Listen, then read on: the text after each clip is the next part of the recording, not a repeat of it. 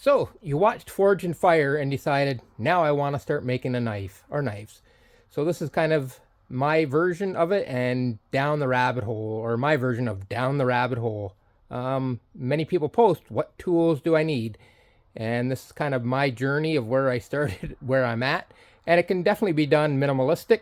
This is just kind of how far I've got, tools, and just kind of the journey.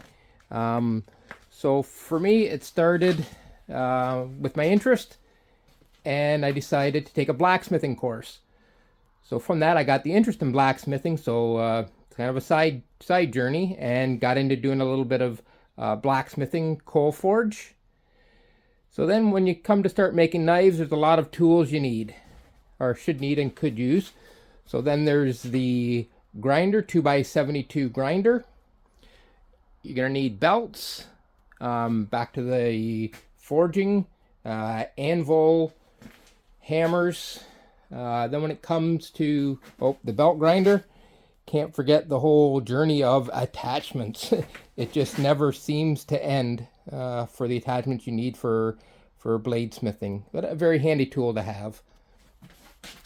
Then to heat treat your knives, you need a tempering oven.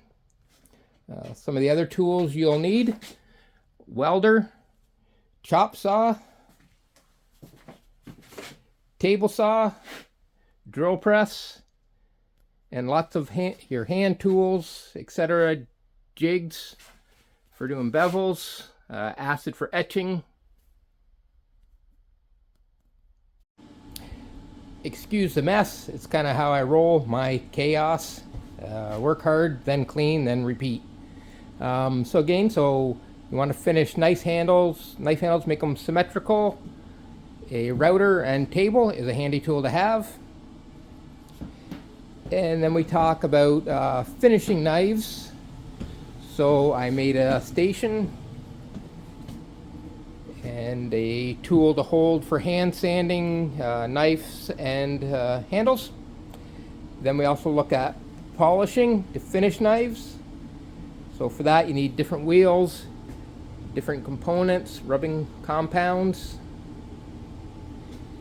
And then you also got to sharpen knives. So I bought a wicked edge sharpening tool. And then we have to look at making kydex sheaths. So we need a punch for the kydex sheaths, and then we need a bunch of tools for that. So this is kind of my kydex sheath area. And then in the end, we want to get nice photos of our work. So then we come to our photo booth. And lastly is laser engraving, or etching your logo or maker's mark on your knife. I started with electrical etching using a DC power supply, and then I've upgraded another rabbit hole to laser engraving, which is a whole nother hobby in itself. But it just kind of shows you different things you can do to finish your project. And lastly, what I didn't talk about is the software and time you spend online. Patreon memberships, knifeprint.com for designing your knives. And then that's it. Hope you enjoyed it. Like and follow.